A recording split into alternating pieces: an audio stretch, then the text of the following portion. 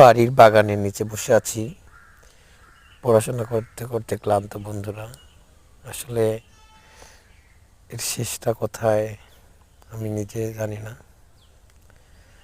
অনেক বছর হলো পড়াশোনা করি। এই জায়গাটা আমার খুব প্রিয় একটা জায়গা। এখান থেকে আমি এসএসসি পরীক্ষার আগে পড়াশোনা করতাম, এইচএসসির আগেও করতাম, অ্যাডমিশনেও করেছি।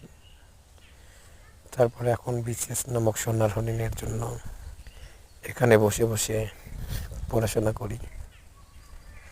আসলে জীবনটা অনেক অদ্ভুত। দেখুন, 14 মাস আগে 45তম বিসিএস এর রিটেন দিয়েছি, কিন্তু তার ফলাফল এখনও পাইনি। আর 2 মাস পরে 46তম বিসিএস এর লিখিত বিসিএস এর সম্ভাব্য ডেট পেয়েছি। জানি না হবে কিনা। তো সত্য কথা বলতে কি, যাদের অন্য অপশন থাকে তাদের অন্যদিকে মুভ করা উচিত।